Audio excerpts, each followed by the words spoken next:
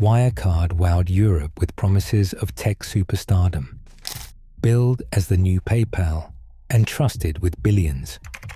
But behind the scenes, one man, Jan Marsalek, was quietly making nearly 2 billion euros in cash simply appear out of thin air, using ghost companies, forged documents, and a network of lies that fooled regulators, auditors, and investors.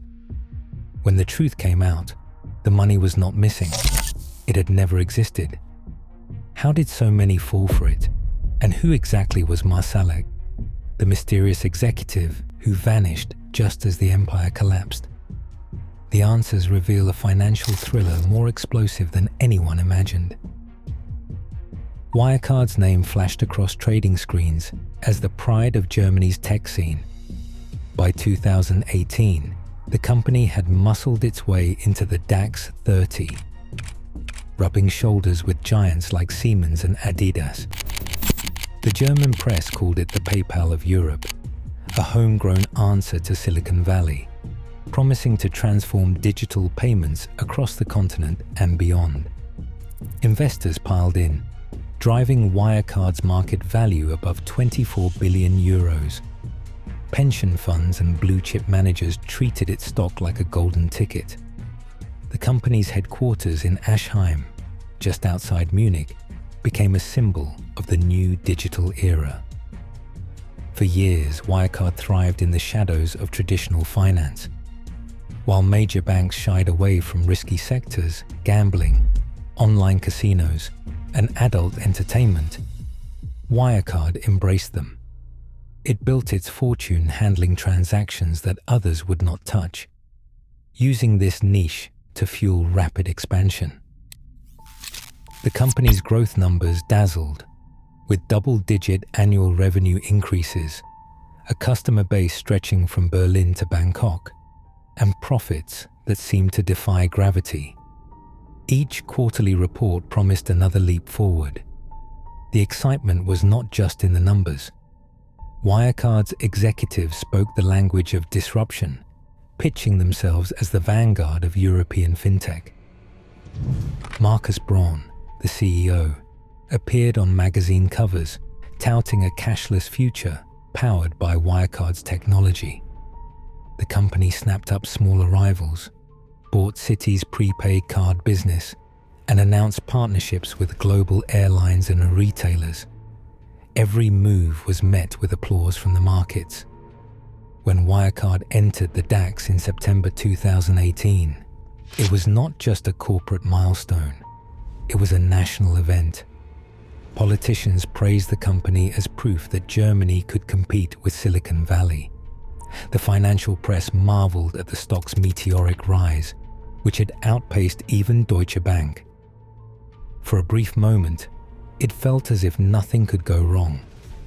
But beneath the headlines and the surging share price, Wirecard's business model was anything but transparent. The company's biggest profits came from markets where oversight was weakest.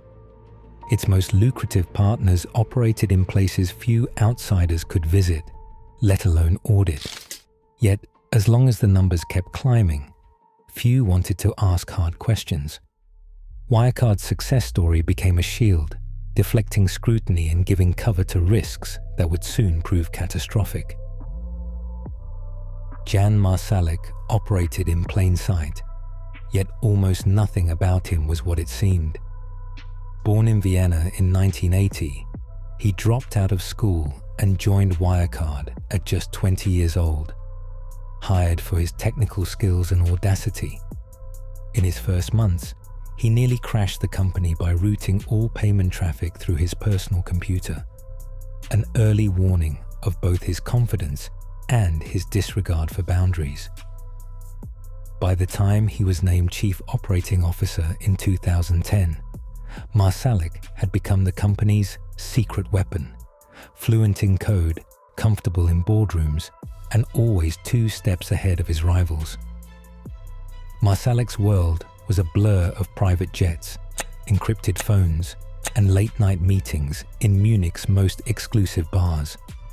He cultivated an image of the cosmopolitan dealmaker, But his real genius was in building networks few could trace.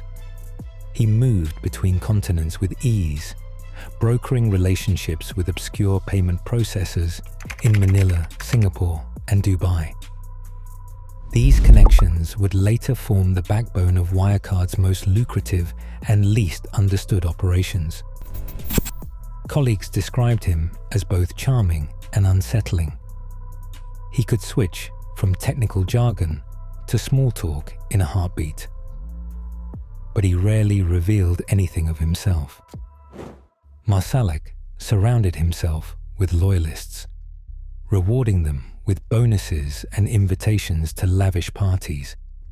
He kept an apartment filled with expensive art and rare whiskies. But he never stayed too long in one place. Rumors swirled about his ties to intelligence agencies. At one dinner, he produced classified documents on chemical weapons and boasted of contacts in Moscow and Tripoli. He claimed to have traveled to war zones under false identities, and he even hinted at funding paramilitary groups in Syria and Libya using Wirecard's payment networks. Marsalek's double life blurred the line between corporate ambition and covert operations. He thrived in the grey areas, where oversight was weakest and secrets were currency. His technical skills, honed since his teenage years, allowed him to manipulate systems and people with equal precision. He built layers of deniability into every deal, using shell companies and trusted intermediaries to keep regulators at bay. To outsiders, he was the architect of Wirecard's global rise.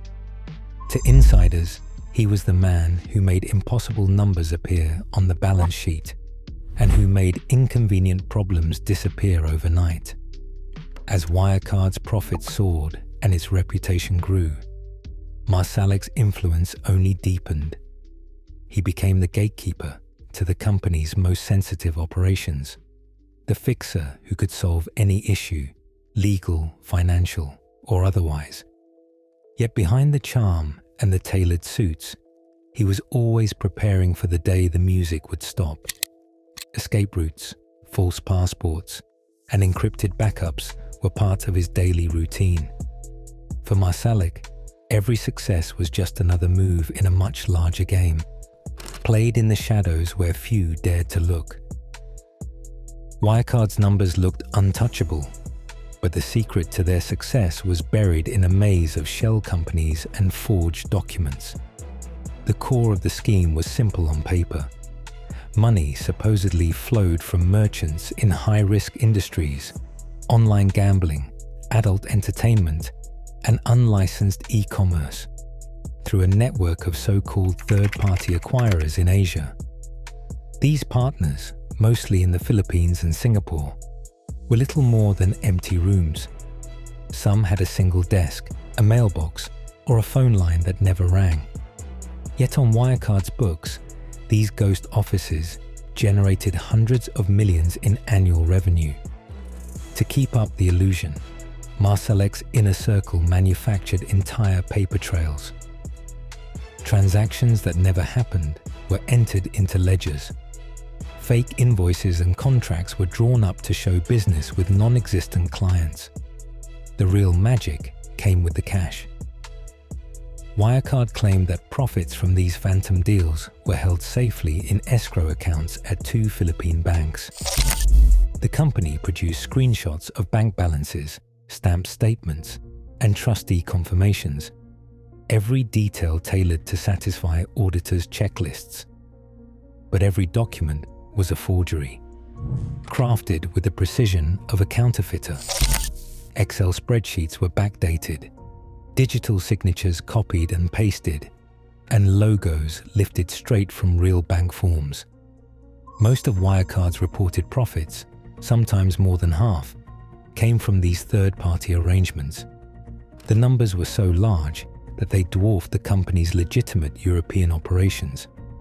Auditors at EY, faced with a blizzard of paperwork and digital files, relied on indirect proofs for years. Instead of contacting the banks directly, They accepted screenshots and trustee letters at face value. When questions did arise, Marsalek's team responded with even more documents, each one designed to close the gap and keep the story airtight. The operation depended on keeping outsiders in the dark. Only a handful of trusted insiders knew the full picture. Employees in Germany entered numbers supplied from Asia, never seeing the real source. In Manila and Singapore, Wirecard's supposed partners barely existed outside of registration records and rented addresses. When investigators or journalists tried to visit, they found locked doors or empty suites. Yet each quarter, the company's balance sheet showed ever-growing reserves, all backed by paperwork that looked authentic until someone tried to verify it. This system let Wirecard book 1.9 billion euros in cash that never existed. The company's accounts stayed pristine, the growth story intact, and the share price climbing. For years, the fraud was hidden in plain sight, protected by complexity and a wall of forged evidence. Wirecard's critics didn't just face rebuttals, they faced a corporate war machine. Investigative journalists at the Financial Times, led by Dan McCrum, found themselves under constant surveillance. Private investigators tracked their movements across London and Munich, sometimes lurking outside homes or following them to meetings. Wirecard did not stop at tailing reporters. The company funneled millions into covert operations, hiring ex-intelligence operatives and security firms to dig up dirt, plant false leads, and sting whistleblowers. In one incident, a supposed Wirecard insider lured Financial Times staff into a meeting, secretly recorded the conversation, and handed it to Wirecard's legal team as evidence of market manipulation. This campaign was not limited to physical surveillance. Wirecard's critics were bombarded with legal threats. Lawsuits landed on journalists' desks almost as fast as their articles went live. The company's lawyers filed defamation claims in German courts, demanding retractions and damages. Meanwhile, short sellers, investors betting against Wirecard stock, became targets in their own right. Fraser Paring and others at funds like Zatara and Quintessential Capital faced hacking attempts, public smear campaigns, and even doxing. Their emails were breached, their private information leaked online, and their families harassed. Wirecard's reach extended into cyberspace. Citizen Lab, a cybersecurity watchdog, traced a wave of phishing attacks and online espionage back to a group known as Dark Basin, which targeted Financial Times journalists, short sellers, and even regulators in Dubai. Fake domains mimicking BaFin and other agencies were used to trick critics into handing over passwords. Some attacks coincided with major Financial Times investigations or market-moving reports, suggesting coordination with Wirecard's legal and public relations teams. But the most powerful weapon in Wirecard's arsenal was not a private detective or a hacker. It was Germany's own financial regulator. BaFin, tasked with policing the markets, instead turned on the company's critics. In early 2019, after the Financial Times published evidence of forged contracts and phantom deals in Singapore, BaFin opened a criminal investigation not into Wirecard, but into the journalists themselves. The charge was alleged market manipulation. BaFin filed more than 40 complaints against reporters and short sellers, and in February 2019 imposed a 1-month ban on short-selling Wirecard stock, citing extraordinary volatility. Wirecard's management seized on this official backing, using it to silence doubts and intimidate skeptics. CEO Markus Braun and his team trumpeted BaFin's actions as proof of innocence, while quietly lobbying for even harsher penalties against their critics. German courts eventually dismissed most lawsuits, but the damage was done. For months, the company's most persistent interrogators were forced onto the defensive, their credibility attacked by the very system meant to protect investors. Behind the scenes, a handful of auditors at Ernst & Young began to realize that the walls were closing in. But with the press hounded, short sellers threatened, and regulators looking the other way, almost no one was left to challenge the illusion. The only questions that mattered now would come from the auditors themselves, and their patience was running out. Pressure built to a breaking point in June 19, 2020. Auditors at Ernst & Young, faced with years of stonewalling and a mountain of paperwork, finally demanded direct confirmation of Wirecard's supposed cash reserves. They sent formal requests to 2 Philippine banks, accounts that on paper held nearly 2 billion euros. The response landed like a bomb. Both banks replied in writing that Wirecard was not a client. The documents provided by the company were forgeries. There was no money, and there never had been. The news tore through Wirecard's headquarters. Overnight, the story changed from suspicion to certainty. The missing 1.9 billion euros, about a quarter of the company's entire balance sheet, was exposed as a fiction. Spreadsheets, bank statements, even trustee confirmations, all carefully crafted to deceive, now lay in ruins. The numbers that had dazzled investors were nothing but a digital mirage. As denials from Manila arrived, CEO Marcus Braun was cornered. On June 19, 2020, he was arrested by Munich police, accused of orchestrating one of the largest corporate frauds in European history. The company's board scrambled to explain the unexplainable, issuing late-night statements and desperate press releases. Shareholders watched as Wirecard stock collapsed, erasing billions in value within hours. The myth of the German tech miracle shattered in real time, leaving only questions and the unmistakable stench of a crime finally dragged into daylight. Jan Marsalek didn't wait for the police to knock.